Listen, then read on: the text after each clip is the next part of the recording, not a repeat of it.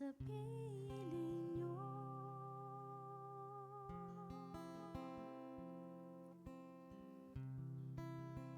Kapayapaan nagmumula sa inyo.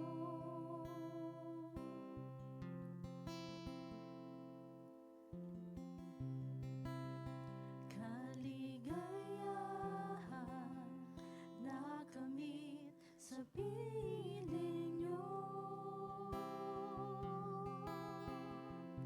Wala nang hahanapin pa, wala nang nanangisin pa, kundi mamalagi sa piling niyo, aming Ama.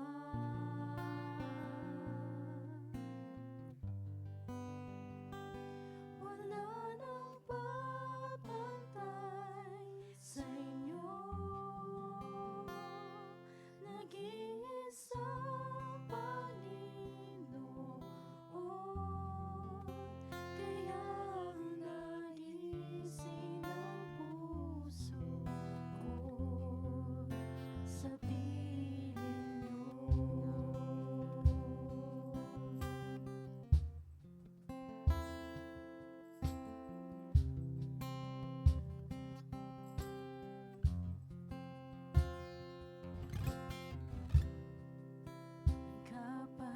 Kapayapaan nagmumula sa inyo.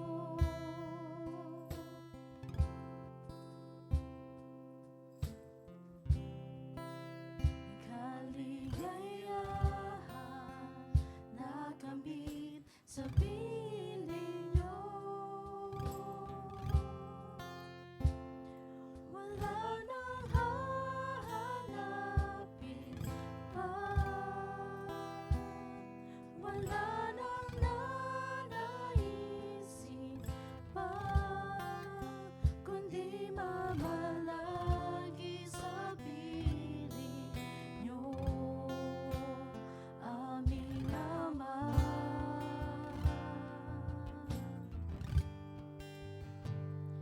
Wala nang papantay sa inyo, nag-iisang Panginoon, kaya nagising ang puso ko sa piling niyo. Wala nang hahanapin, wala nang hahanapin pa, wala nang nanaisin pa, kundi mamalagi sa piling niyo, aming Ama.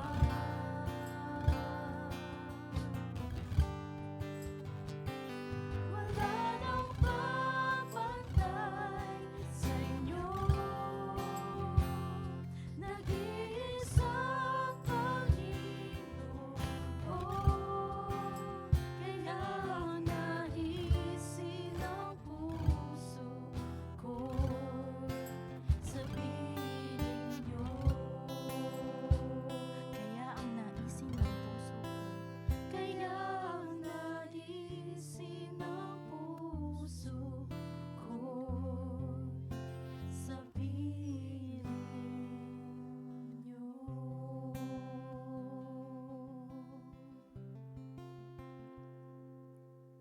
Tunay nga, Panginoon, na walang papantay sa kapangyarihan at kadakilaan mo. Ikaw ang aming Ama na lubos na nagmamahal sa amin at nagbibigay ng kapayapaan at kaligayahan sa aming mga puso.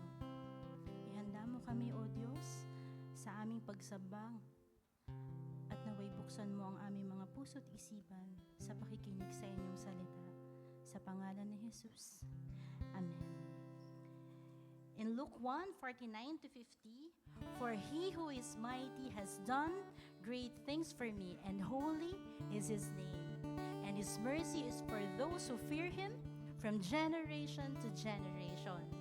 Good morning, church. Let us all stand and give praise to the one who has done great things in us. Let's join our hands, church.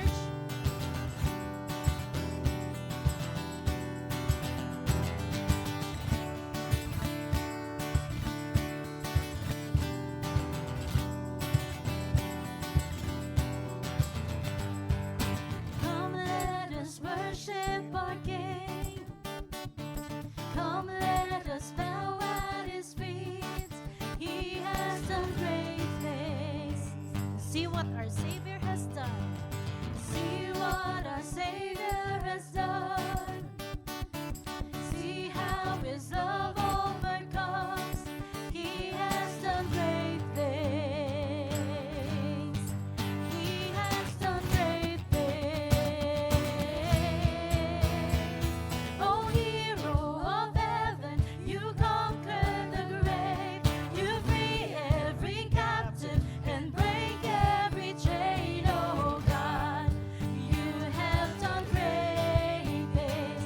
We dance in your freedom, awake and alive. Oh Jesus, our Savior, your name lifted high, oh God, you have done great things.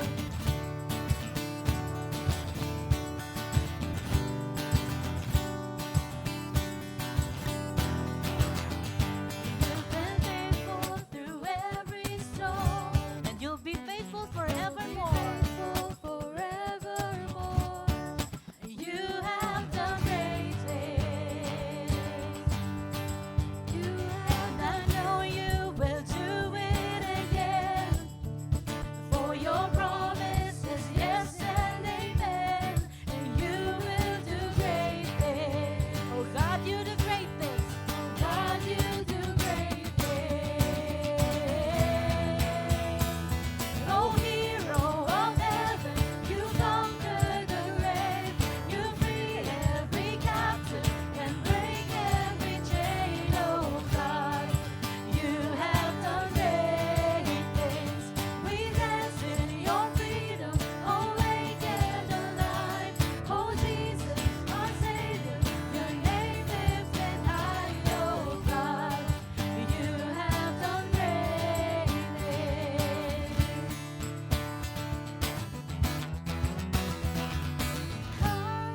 Hallelujah, God, above it all. Hallelujah, God, unshakable. Hallelujah, you have done great things. Let's sing, church, hallelujah. Hallelujah, God, above it all. Hallelujah, God, unshakable. Hallelujah, you have done great things. You've done great things. Oh, hero of heaven, you conquer the grave. You free every captive and break every chain. Oh God, you have done great things. We dance in your freedom, awake and alive. Oh Jesus, our Savior, your name lifted high. Oh God, you have done great things. You have done great things. Oh God, you do great things.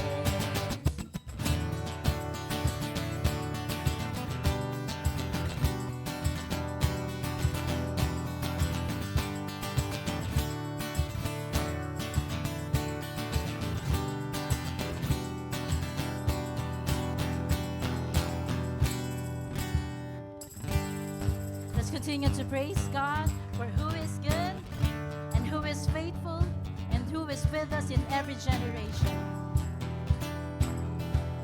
Let's sing God of Ages.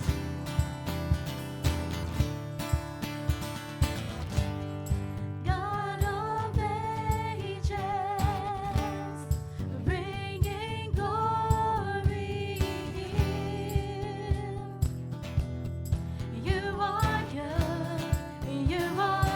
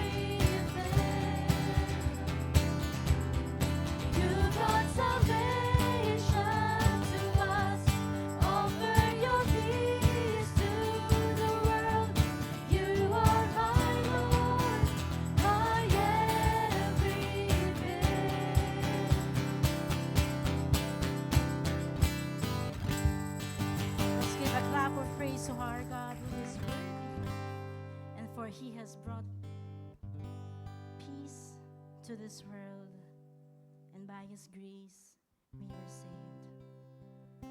As we continue to sing praises to our God, may this next song remind us and encourage us to trust Him more each day. For Jesus is the source of our strength, our peace, our everything.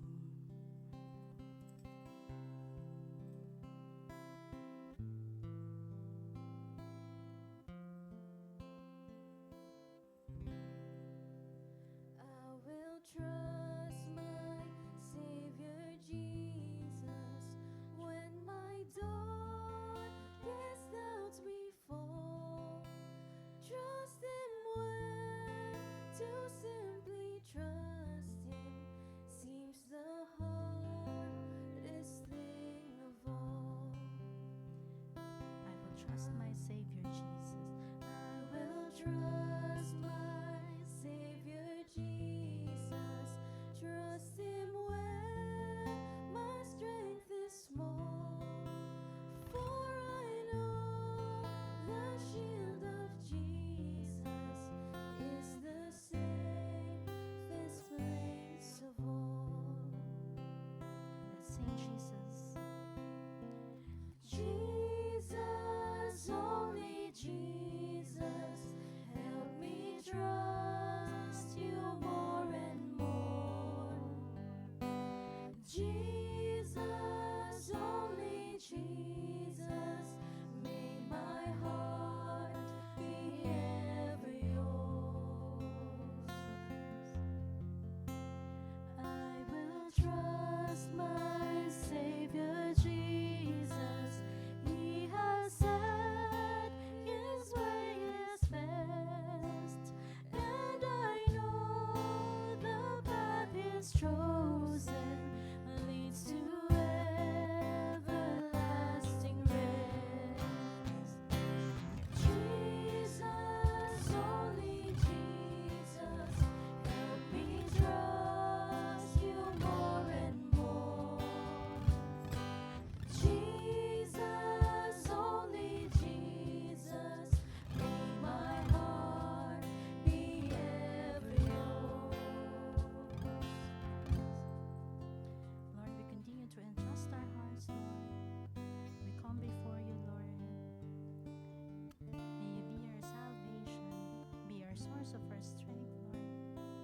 And Lord, for Your gift is complete, for You have saved us, Lord, through Your death, Lord.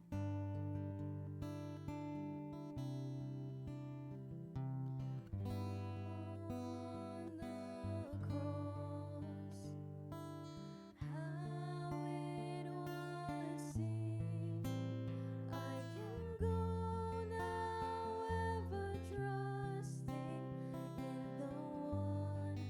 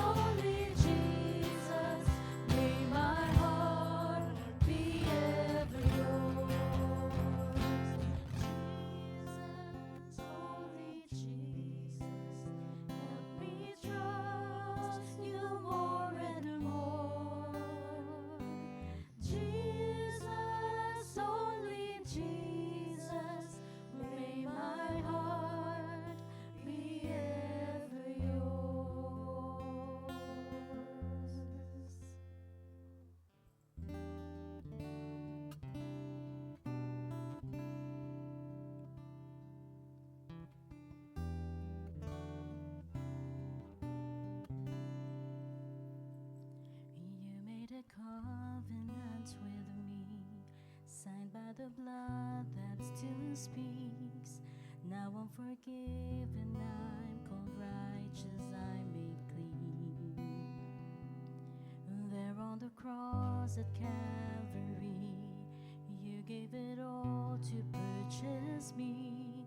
You are the Savior and the God who set me free. And now my heart cries, this is my Redeemer. With my whole life, I will give you praise. All the glory to the one who's worthy. Because of Jesus, I have been changed.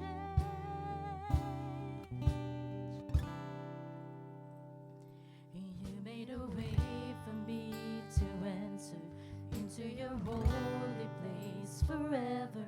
And now I'm hid and I am covered, I found peace. Yeah, into your likeness you transform me, making me holy like you're holy. No longer I who live, but Christ who lives in me.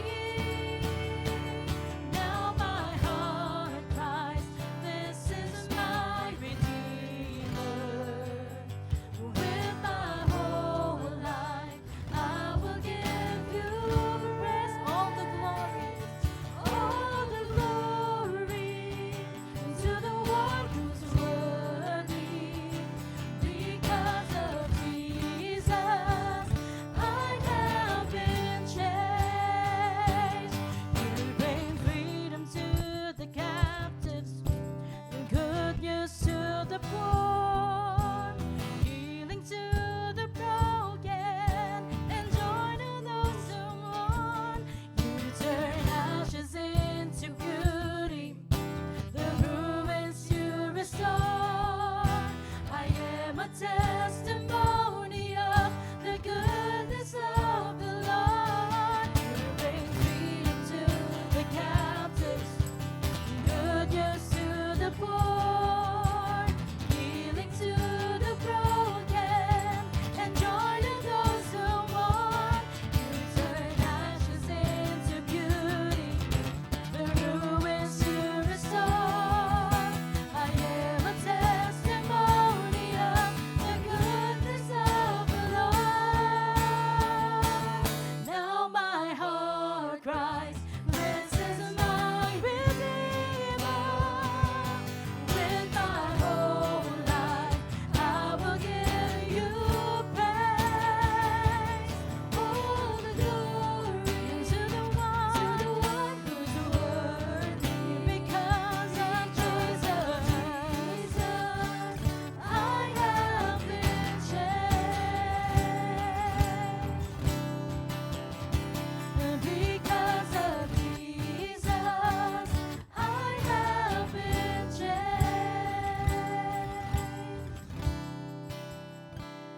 Because of Jesus, I have been changed.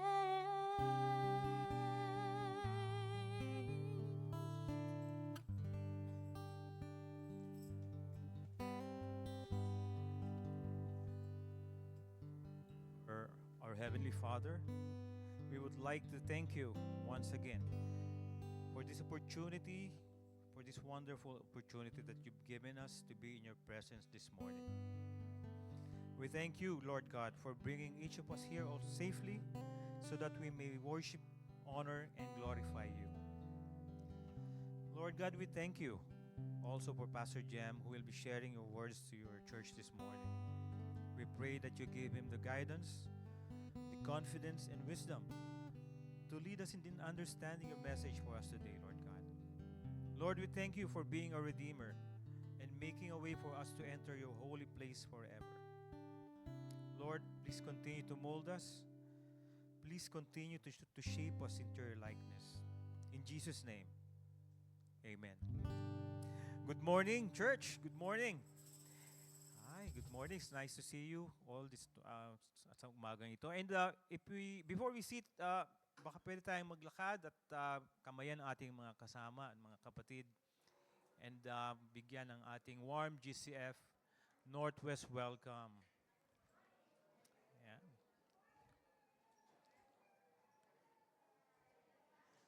Ayan. Good morning po again. Good morning.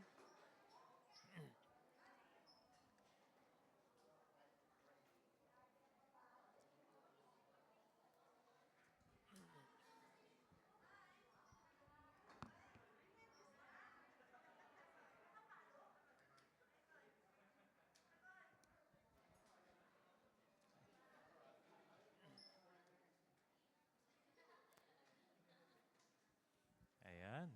Okay. We may now take our seats. Before we proceed, meron po bang mga first-timers? Or if this is your first time attending our worship service or you have just recently started attending po or joining yung ating service, please remain standing or may we ask you to stand up so that we may acknowledge and greet you po. Meron po ba?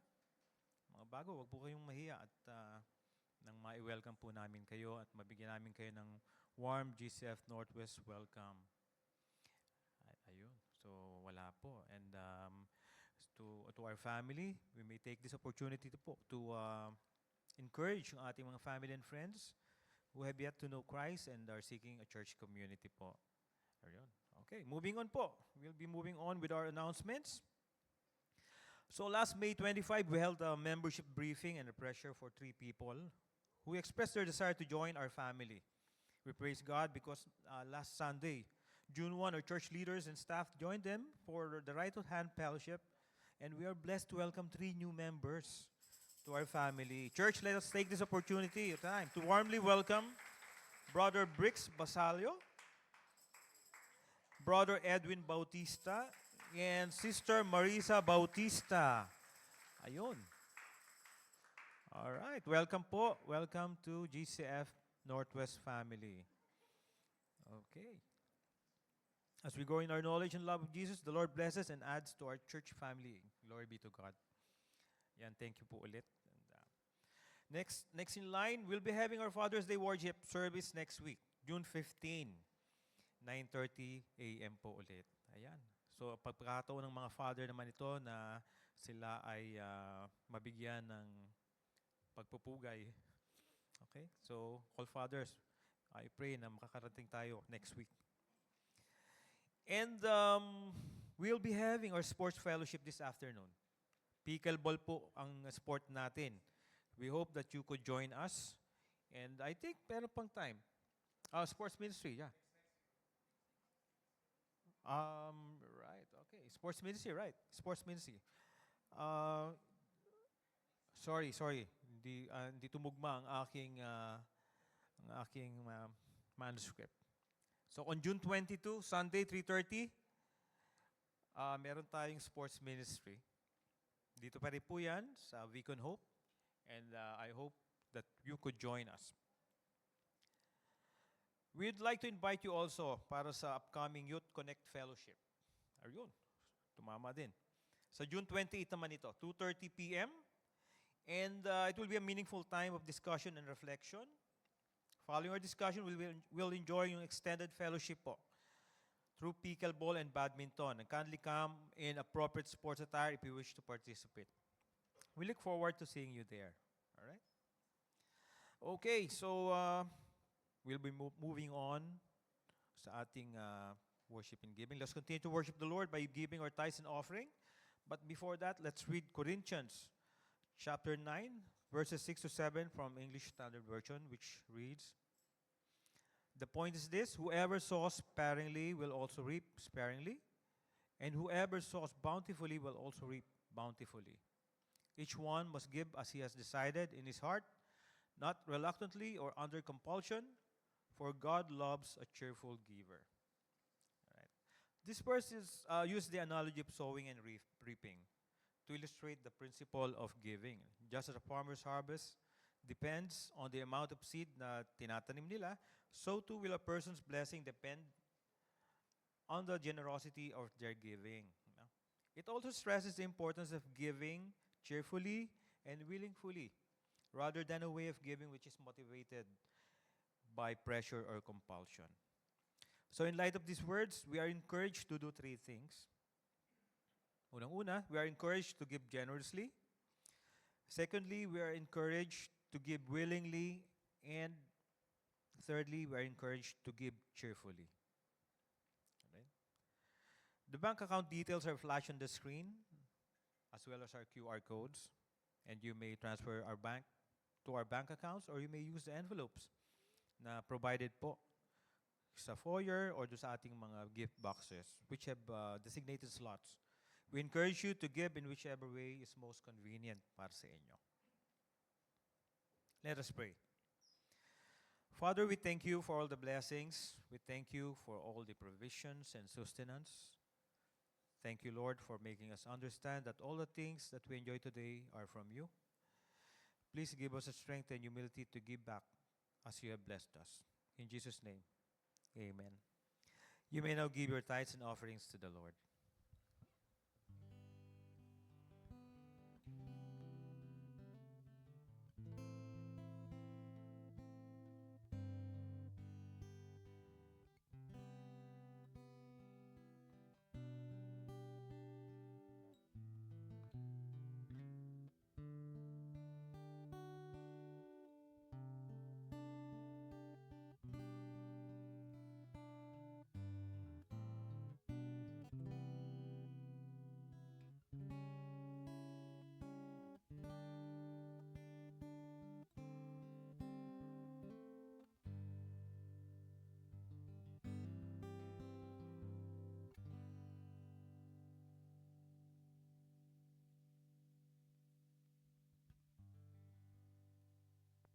We come to the Lord in prayer and thanksgiving as one family here in GCF Northwest.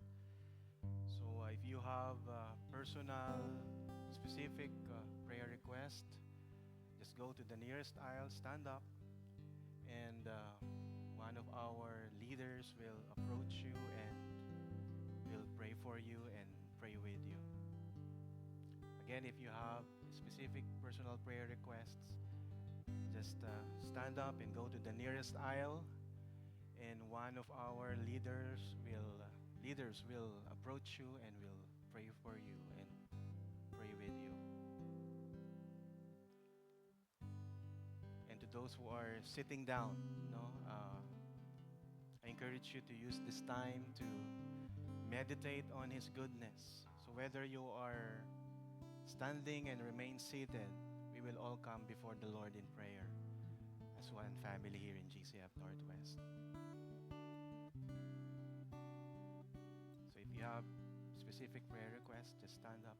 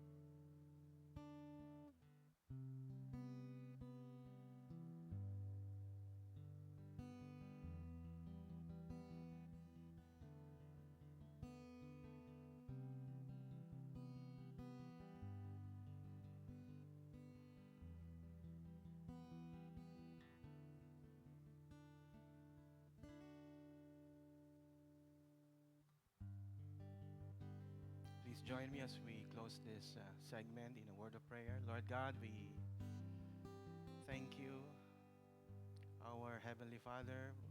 You are good and perfect, Almighty. Lord Lord Jesus, you are above all, beyond all, and unlike any other. No one loves like you. No one serves like you. And no one changes hearts like you do. Lord God, we thank you for being our great high priest, our perfect Savior.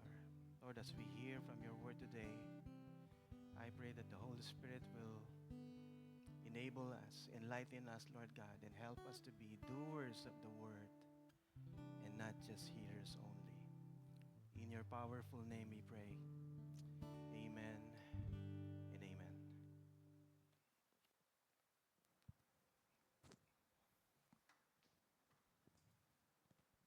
Good morning. In reverence to the reading of God's Word, let's all rise. Our scripture today is found in Hebrews 8, verses 1 to 13 from the English Standard Version. Let's all read together. Now, the point in what we are saying is this. We have such a high priest, one who is seated at the right hand of the throne of the majesty in heaven, a minister in the holy places, in the true tent that the Lord set up, not man. For every high priest is appointed to offer gifts and sacrifices. Thus, it is necessary for the priest also to have something to offer. Now, if we were on earth, he will not be a priest at all. Since there are priests who offer gifts according to the law, they are served a copy and shadow of the heavenly things. For when Moses was about to erect the tent, he was instructed by God, saying, "See that you make everything according to the pattern that was shown you on the mountain." But as it is, Christ has obtained a ministry that is as much more excellent than the old as the covenant. He mediates is better, since it is enacted on better promises. For it that first covenant had been faultless, there would have been no occasion to look for a second. For he finds fault with them when he says, "Behold, the days are coming, declares the Lord, when I will establish a new covenant with the house of Israel and with the house of Judah, not like the covenant that I made with their fathers on the day when I took them by the hand to bring them out of the land of Egypt. For they did not continue in my covenant, and so I showed no concern for them, declares the Lord. For this is the covenant that I will make with the house of Israel after those days, declares the Lord. I will put my laws into their minds and write them on their hearts, and I will be their God, and they shall be my people.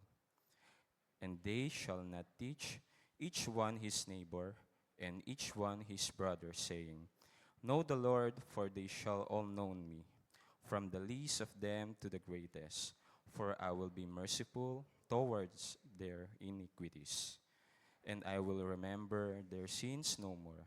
In speaking of a new covenant, he makes the first one obsolete, and the what is becoming obsolete and growing old is ready to vanish away. May the Lord bless the reading of his word. You may now take your seats. Let us prepare our hearts and mind as we listen to God's words this morning. Thank you, Deacon Mike, for reading to us God's Word. Good morning. Magandang umaga po sa inyong lahat. And I hope and pray that you are all good by the grace of God. Are you all good by the grace of God? I entitled our message for today, Incomparable Christ.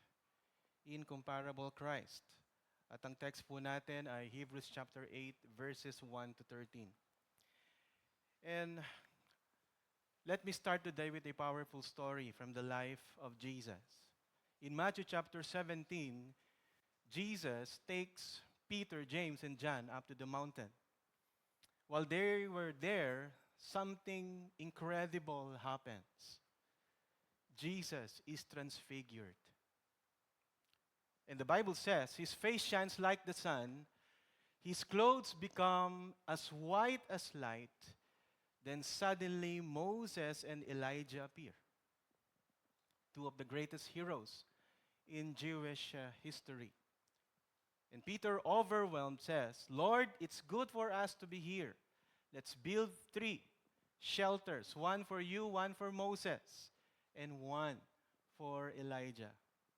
But then, God the Father speaks from the cloud and says, This is my beloved Son. Listen to him. And just like that, church, Moses and Elijah are gone. And only Jesus is left. And that moment, it says everything. It says everything. That Jesus is not just another figure in the line of prophets, that he does not stand beside the law of Moses or the prophets, Elijah, and Jesus stands above them, Jesus fulfills them, and Jesus surpasses them. That's what the Hebrews chapter 8, it's all about. Some of the early believers wanted to go back to the old ways, rules, rituals, and sacrifices. But God says, no, don't go back to the old ways. Don't go back to the shadows when the light has come. Who is the light? Jesus Christ has come. Why? Because Jesus is not just a part of the story, church. He is the center of the story. He is the perfect high priest, the mediator of a better covenant, and the only one who can truly change and transform our hearts and truly can forgive sins and can vanish them away. Church, let me say this clearly. Jesus is not just better. The title here is better. But let me say this. He is beyond comparison. He is incomparable. And there is no one else like him, and there never will be. So if you are waiting for another Jesus, wala na pong darating. Final and forever, the redemption of the Lord is final through Jesus Christ. And today we're going to look at why, how, and when Jesus Christ is truly incomparable. And how are these truths should change the way we think and the way we live. So I will be devotional this morning. No, and that leads me to my main lesson. Only Jesus Christ, our heavenly high priest, offers lasting forgiveness, genuine heart transformation, and a renewed life through the new covenant. What is the new covenant, by the way? Kasi po, maraming beses po nating babanggitin yan. The new covenant is the new covenant of grace. And the old covenant is the old covenant of the law. So don't forget that. No? And my prayer for you this morning is it will convince you and remind you that Jesus Christ is enough. You don't need to go back to your old religion or old ways. You just rest in the full and final work of Christ on the cross. Let's talk about first. I have 3 questions. At ang sagot po niyan ay kukuhanin po natin sa ating passage. First, why is Christ incomparable? Second, how is Christ incomparable? And lastly, when is Christ incomparable? Let's talk about why. Why? Well, straight answer is because he is the superior high priest. He is the superior high priest. And I have the first subpoints. First, in verse 1, it says here, we have such a high priest, one who is seated at the right hand of the throne. It says there. No, ano pong sinasabi po ng passage? Well, it says here that the Old Testament priests stood daily. Alam niyo po ba yon? Sa tabernacle po, wala pong upuan. Wala pong upuan. Why? Can I show the picture? Yan. Slide, please. Yan. Nakikita niyo po ba? So, definitely, this is the priest. Okay? And this is the holy place. Ito po yung Holy of Holies. Kung makikita niyo po, ay curtain lang po yung pagitan ng holy place sa Holy of Holies. No? At ang nakakapasok lang po dun sa Holy of Holies ay yung high priest. Well, this is the point. Kung makikita niyo po dyan, wala pong upuan. They never sat down. Why? Because their work was never done. But Jesus, here, it says here, He's seated. Why? Because His work is finished. No more sacrifices. No more rituals. Once and for all sacrifice on the cross satisfied the justice of God the Father. It says here, we have such a high priest, one who is, underline the word seated, at the right hand of the throne of the majesty in heaven. It means it is done. Kaya umupo na po ang Panginoon, ang ating Panginoong Jesucristo, sa kanang trono ng kanyang Ama. That's why He is incomparable, because He is not just a priest. He is the high priest who sits on the throne. He does not serve in a man-made tent or church. He ministers in the heavenly sanctuary itself. At ito po ang plano po ng Diyos. Nung umpisa pa lang, from Garden of Eden to Exodus and to the cross, God was preparing for the perfect priest, the one who could truly reconcile sinners to a holy God. Jesus finished the work, and He is in the highest place of honor. It is done. He is seated on the right throne of the Father. And no priest on earth ever had that kind of authority.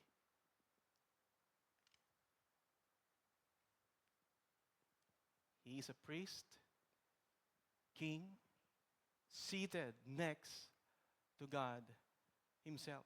And why is He incomparable? Second, Jesus ministers in heaven made by God in verse 2.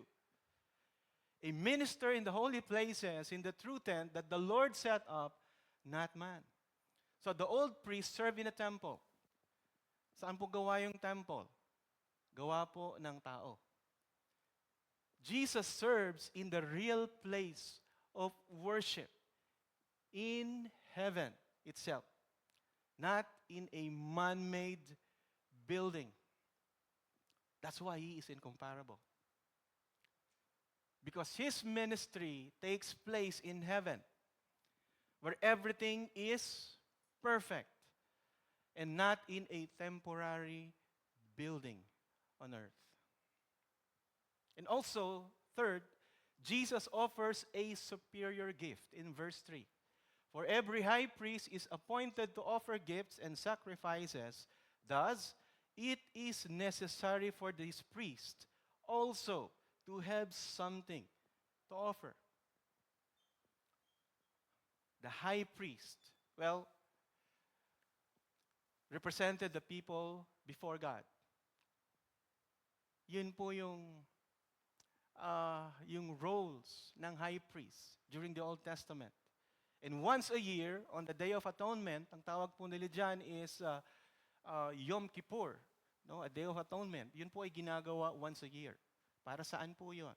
Para sa forgiveness po ng sins ng nation, including the priest. Including the priest. Yun po, siya po ay pumapasok sa Holy of Holies and offer blood for the sins of the nations, including his, again and again, year after year. And why Jesus is incomparable to this high priest? Because Jesus brought something better. He gave Himself. He didn't offer a lamb because He was the lamb. He did not use the blood of the lamb. He used His own blood Because only the perfect Lamb of God can take away the sins of the world. That's why he is incomparable to earthly priest. Because he gave the perfect sacrifice himself once and for all. Fourth, Jesus is the reality and the old system is just a shadow. Jesus is the reality and the old system is just a shadow. In verse 5, it says here, they serve a copy and shadow of the heavenly things. So, yung old temple po, yung sacrifices and rituals and worship, yung structure po ng worship nila, they were just shadow, pictures, and not the real thing. Di ba po, pag merong shadow, ibig sabihin meron pong pinanggagalingan yan na totoong object. So, yun po yung idea po dito, na yung old temple, yung sacrifices and rituals are just the shadows of the real thing. And who is the real thing? The old ways pointed to Jesus himself. And why is he incomparable? Because he is the real object. He's the real deal. Not a shadow. Everything before him was just preparing the way. So why Jesus is incomparable? Because, number one, Jesus sits in the highest position. Second, Jesus ministers in heaven made by God. Third, Jesus offers a superior gift, himself. And Jesus is the reality. And the old system is just a shadow.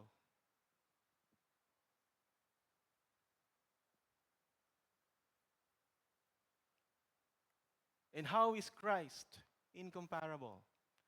And how is Christ incomparable?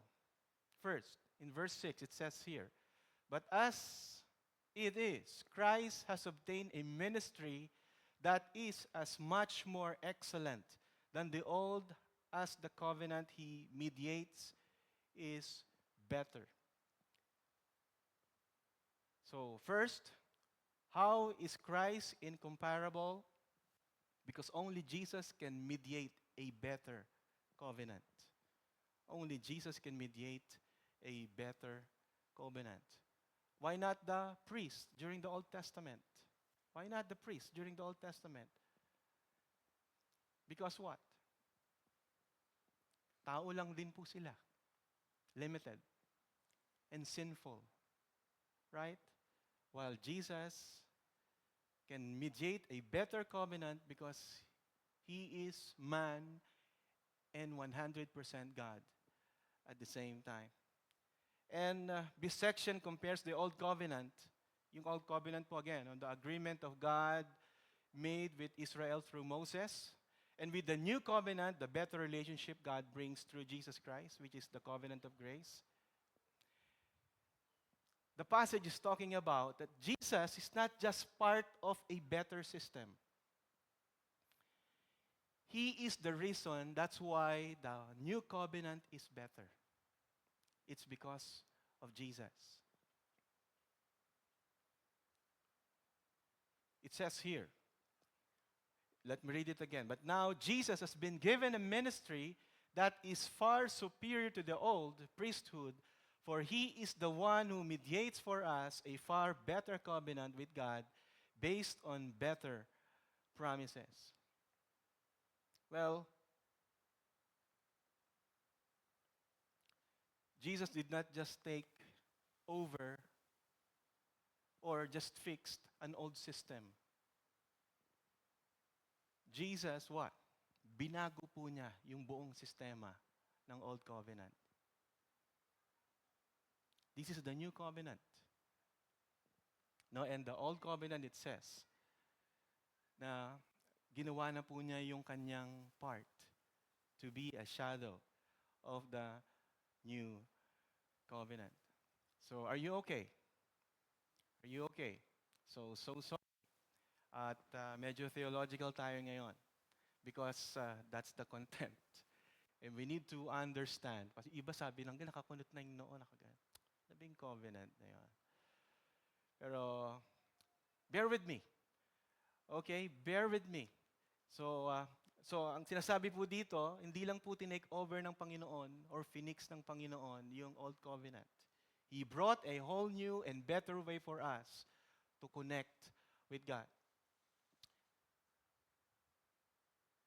And the Bible says, Jesus Christ stands in the gap.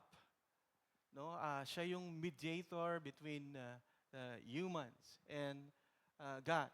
And He offers is based on better promises and not just law, not just rules, but it's all about grace, forgiveness, and transformation. So why is He incomparable? How? He brings a better deal between God and people. Second, His promises actually change hearts.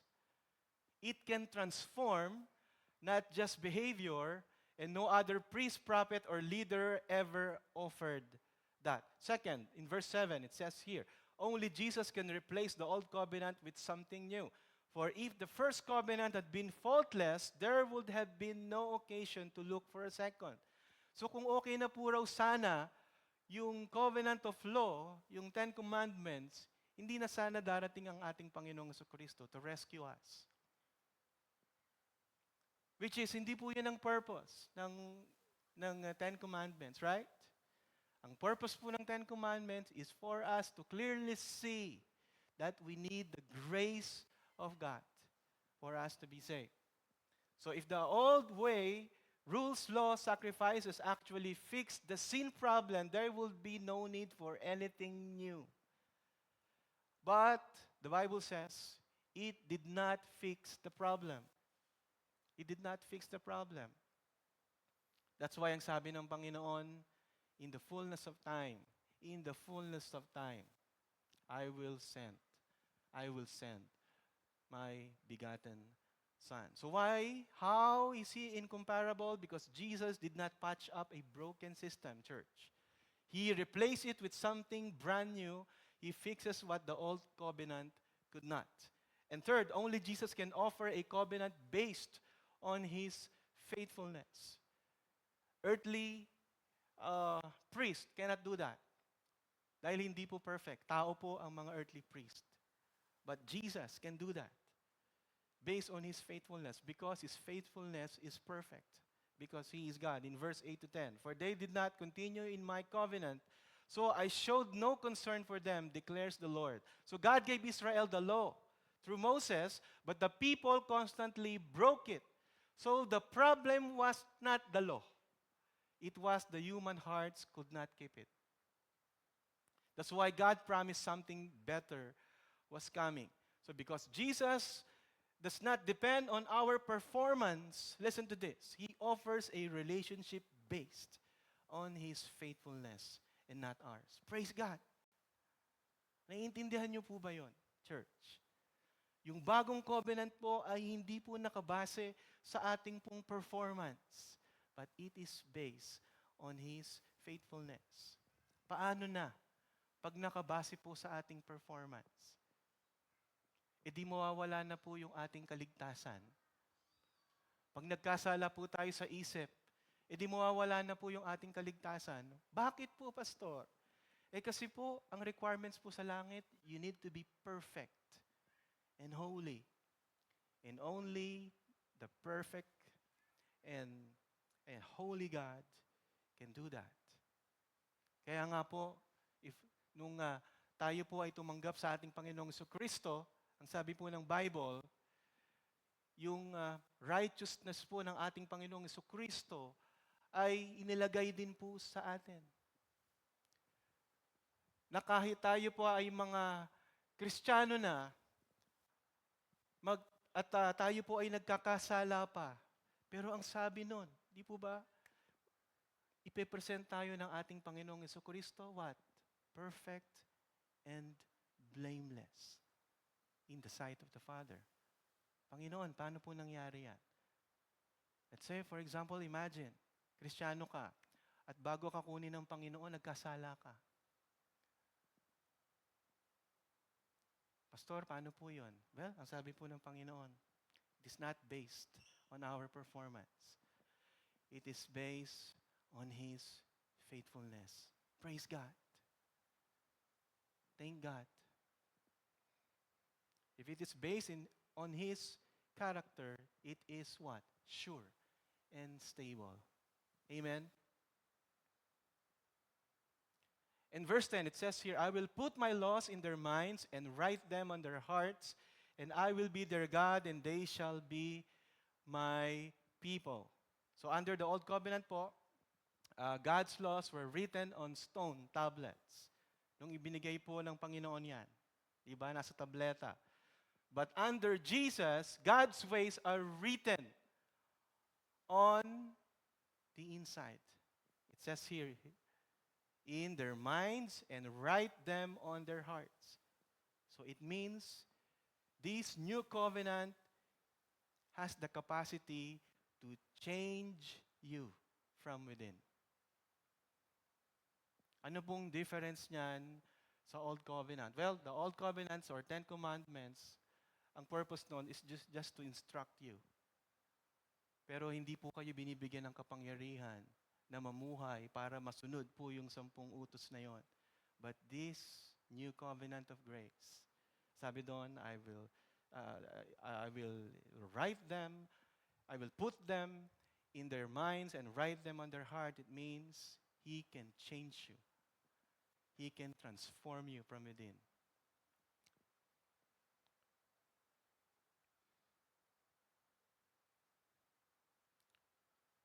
So how is He incomparable? Because Jesus can change people from the inside out.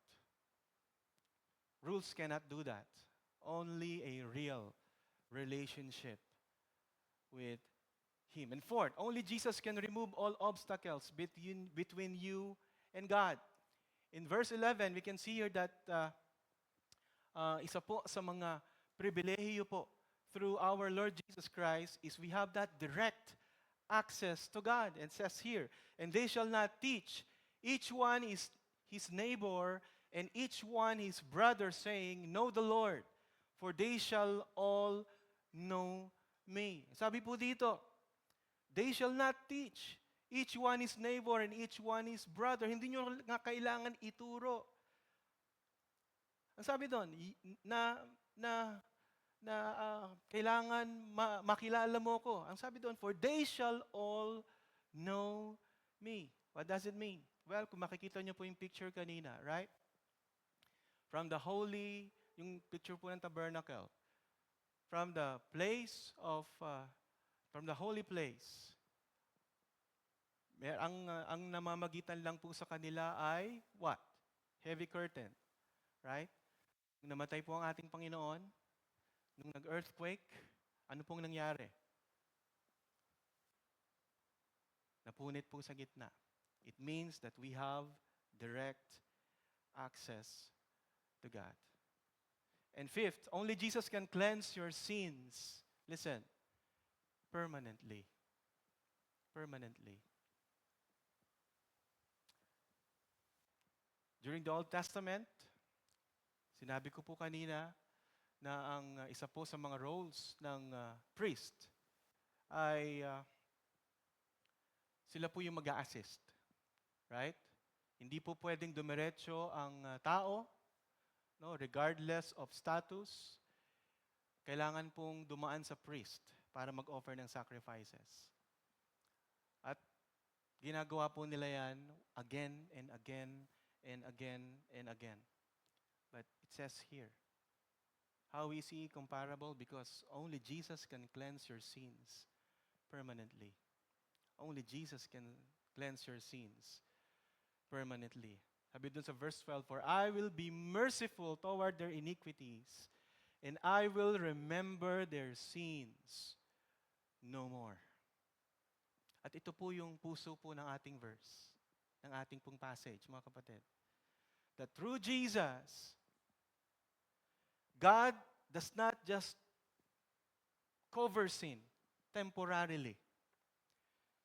But Jesus completely forgives it and forgets it. Well, Pastor, totoo po ba? Alam niyo po, may lumapit po sa akin na isang kabataan, Sabi niya, Pastor, totoo po bang makakalimutan ng Diyos ang ating kasalanan? Kasi, sabi po dito, forgives and forget. Well, ang ating pong Panginoon ay all-powerful. Hindi po niya makakalimutan yan. Right? Ang sinasabi lang po dito, you will not hold accountable to your sins. You are free from the condemnation of sin. No more guilt hanging over your head. So how is He incomparable? Because only Jesus can erase sin forever. Hindi lang po niya dinedelay yung judgment. He will remove your sin fully, finally, and forever. Church, if you think that that you can never be forgiven by the Lord because of what you have done in the past, it says here, He can forgive you. He can forgive you. No more guilt hanging over your sin. He can completely forgive you and hold you not accountable of the condemnation of sin. Well, yung consequence po nandoon. Hindi po pwedeng mawala. But He will not hold you accountable sa condemnation po ng kasalanan. If you are condemned, you are not in the presence of the Lord. Right? Yun po yung blessing and grace ng Panginoon. Because only Jesus can erase sin forever, not just delay judgment. He can remove it fully, finally, forever. And this is what Prophet Jeremiah prophesied in Jeremiah chapter 31, verses 31 to 34.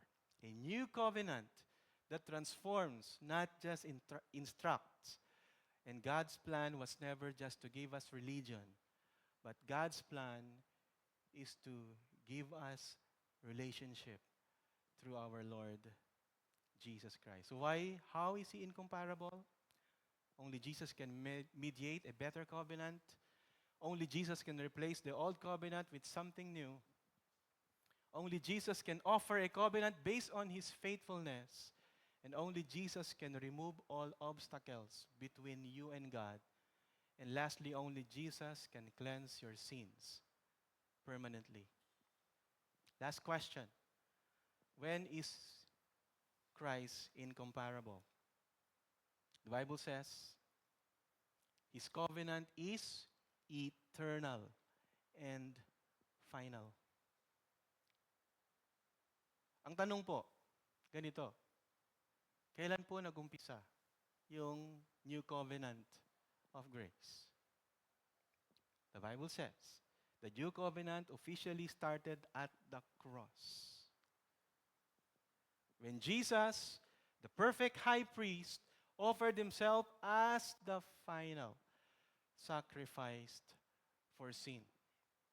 Kaya po mamaya, sa ating pong Lord's Supper, sabi po doon ng ating Panginoong Kristo, this cup is the new covenant in my blood, which is poured out for you. The context of that is on the night before He went to the cross, right? Jesus spoke these words sa Kanya pong mga disciples. By giving His life, He fulfilled and activated the new covenant, the covenant of grace. And lastly, Hebrews 8:13. In speaking of a new covenant, He makes the first one obsolete. And what is becoming obsolete and growing old is ready to vanish away. So the old way, the old system, sacrifices, rituals was temporary, imperfect. And Jesus is forever. Hindi na po kailangan ng revision ng Kanyang covenant. It's final and perfect revelation of God's mercy. Again, when is Christ incomparable? Now and forever. He will never be outdated. Every system fades, every leader dies, but Jesus Christ remains. And from Genesis to Revelation, the Bible unfolds one story, church. God redeeming man to Christ, and Hebrews chapter 8 is the what? Is the now and forever declaration, the better has come. So church, do not go back to the old ways. So what do we do with an incomparable Christ? What do we do? How do we apply it in our personal lives or life? First, rest in God's grace. So may nakablanko po dyan. No? Rest in God's grace. Stop trying to earn what He freely gives. Why? Because His work is finished. Verse 1. We have such a high priest, one who is seated. So in Christ, there is no more need for constant striving, church, to earn God's approval. Because Jesus sat down at the right hand of God because His sacrifice was sufficient. So unlike the old system that never brought final peace, Jesus brings total forgiveness and rest for the weary souls. You know what? Many believers feel like they're never enough for God. Do you feel that? Naramdaman niyo po ba na parang hindi naman ako enough sa Panginoon? I am not enough to serve the Lord because of my past life. Marami pong tao ang namumuhay in silent guilt. Ang namumuhay in trying harder and harder, praying more and serving more just to feel accepted by the Lord. But let me remind you, church, the cross of the Lord Jesus Christ says, you are already accepted in the beloved. You are already accepted in the beloved. If you come to the Lord in the spirit of humility, and you accept the Lord Jesus Christ as your Lord and Savior and ask for forgiveness and surrender your life to Him, it says here, hindi nyo na po kailangan mamuhay ng may guilt. Kahit anong kasalanan po yung nagawa po ninyo in the past, the grace of God is greater than your sins. Kung meron po dito, we are trying to be, perfect Christians, that you keep thinking, Lord, sorry. Well, okay lang naman po mag-sorry pag nagkasala tayo, no? No, pero inisip po natin na sa araw-araw ng kasalanan po natin, dumating po sa punto na, naku, mukhang hindi na ako love ng Panginoon. Kung araw-araw po, mukhang hindi na talaga. Hindi po. Ang sabi po dito, hindi po ganun ang ating perspective. You can rest in His grace because Christ is seated. His grace, again, is greater than your sins. And second, let God shape your heart, not just your habits, because Christ writes His covenant on our hearts. Verse 10, I will put my laws in their minds and write them on their hearts. So the Old Covenant instruct us what to do and do not do. Pero ang grasya po ng Panginoon empowers us to be transformed day by day.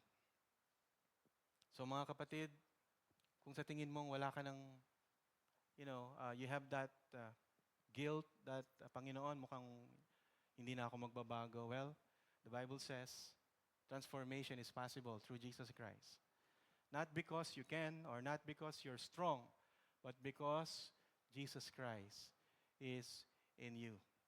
So if you're tired of falling into the same sins, anger, lusts, envy, well, the Bible says don't give up.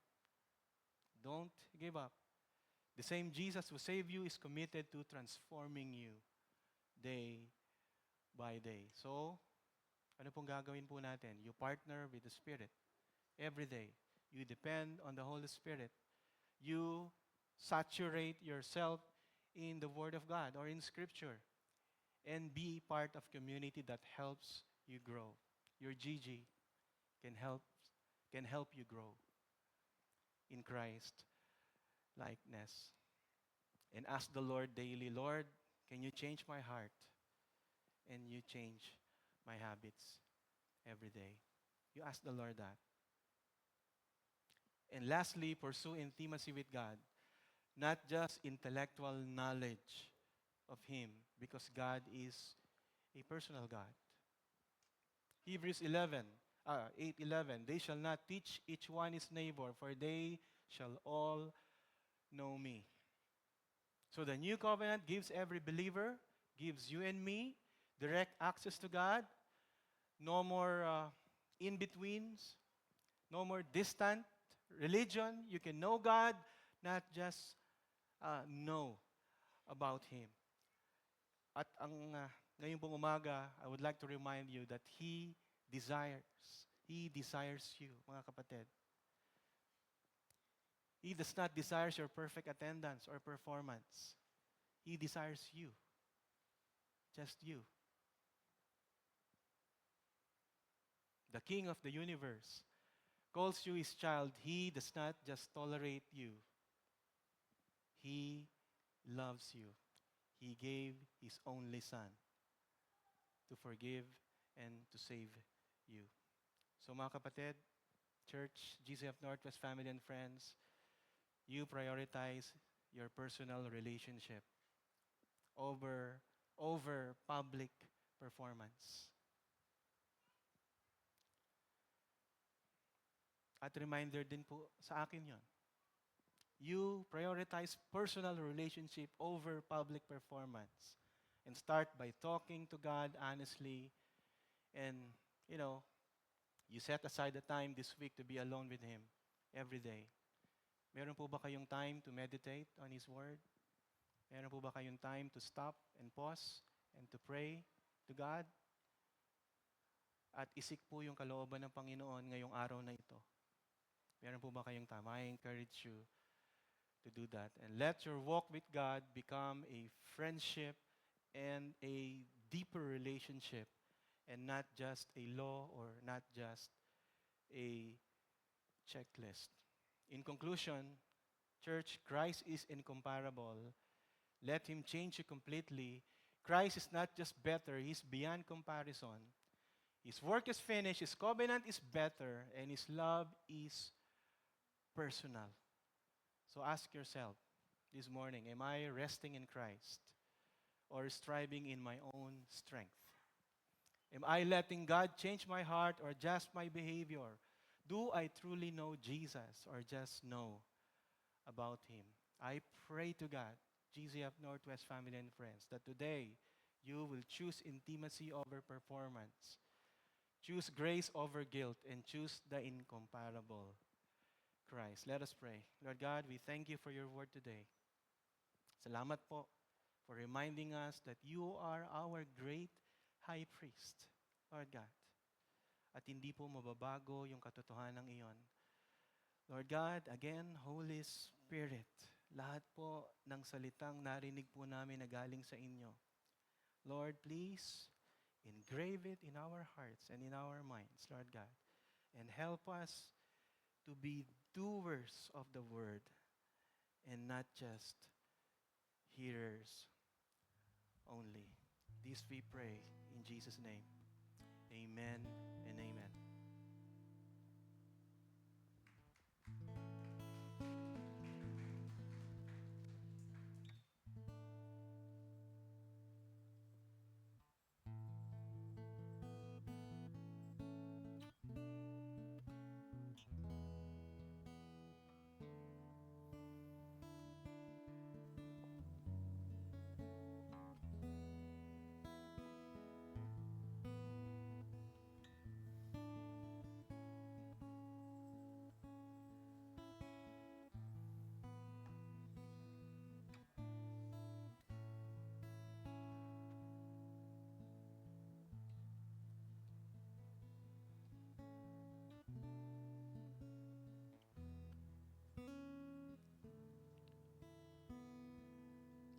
let us continue in the atmosphere of worship.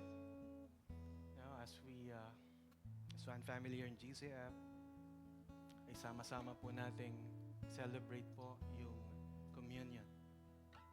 Dito po sa GCF Northwest, we believe that it's not a literal physical body and blood of Jesus. It's a symbolical body and blood of our Lord Jesus Christ. And who will participate? Those who belong to the body of Christ, who are called church, can participate. So if you have a personal relationship with the Lord, you accepted the Lord Jesus Christ as your Lord and Savior, I encourage you to participate with us.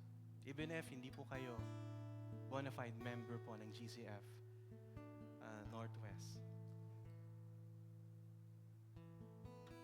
It was done physically, but spiritually and mentally, our focus should be directly going back to that history of the cross. That is why Jesus says, "Do this in remembrance of me." And the gestures of eating and drinking is a proclamation of the gospel.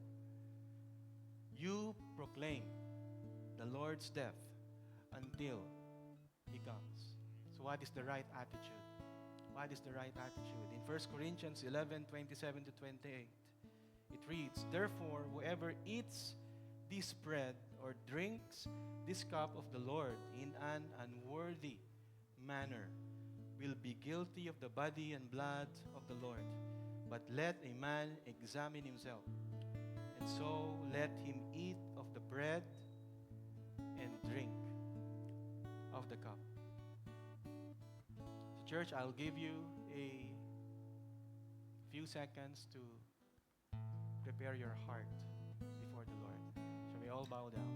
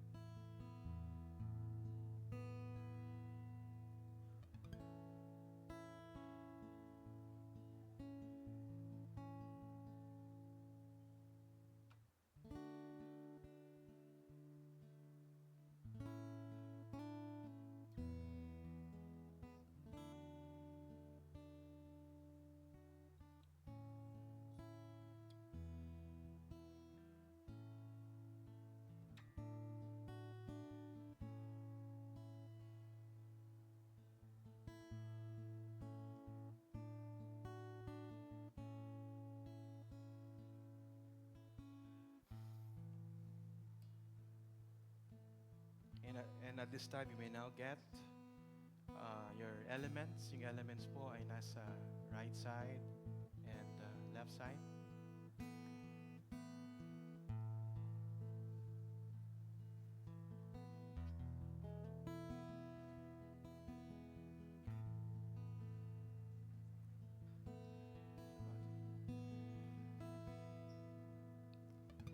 The body of our Savior Jesus Christ, torn for you. Eat and remember the wounds that heal the death that brings us alive. Pay the price to make us one. So we share in this bread of life, and we drink of His sacrifice as a sign of our bonds of love around the table of the King.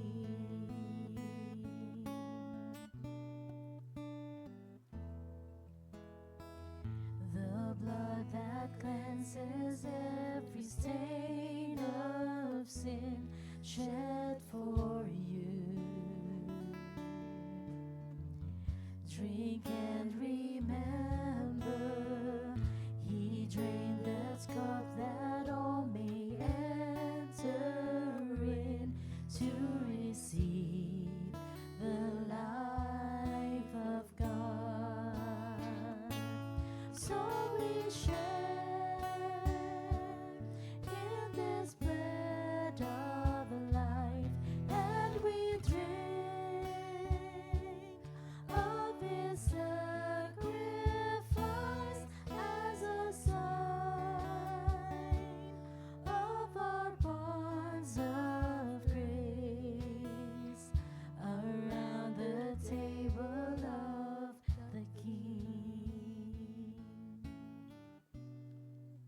all stand?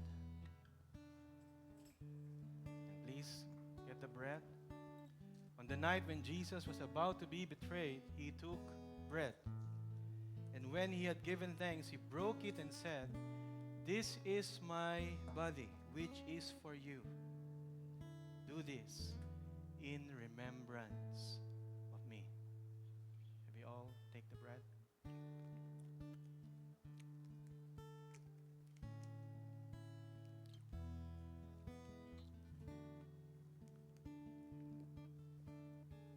In the same way, also he took the cup after supper, saying, "This cup is the new covenant in my blood.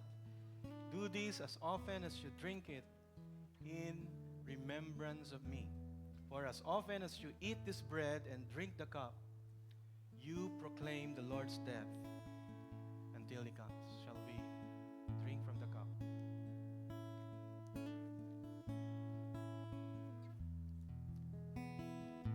And so with thankfulness and faith we rise to respond and to remember our call to follow in the steps of Christ as his body here on earth. And we share in his suffering. We proclaim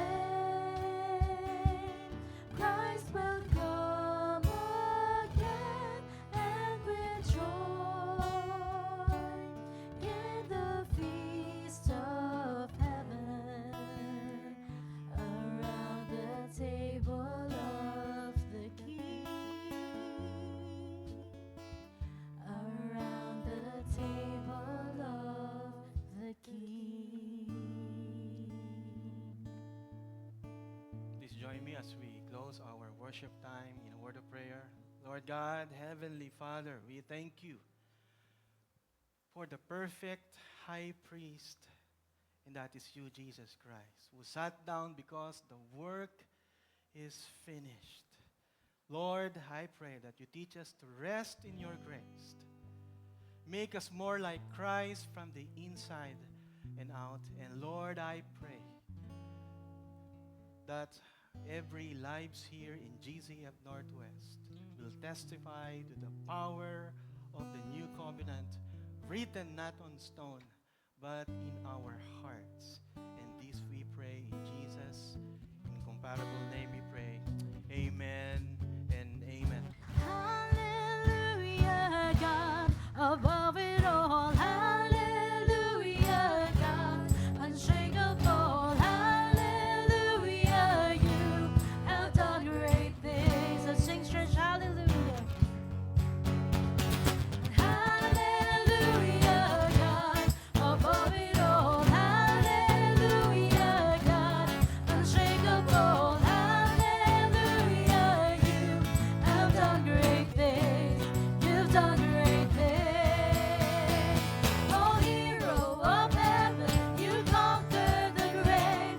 You free every captive and break every chain. Oh God, you have done great things. We dance in your freedom, awake and alive.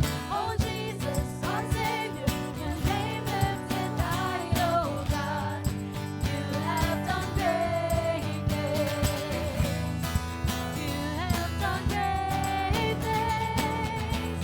Oh God, you do great things.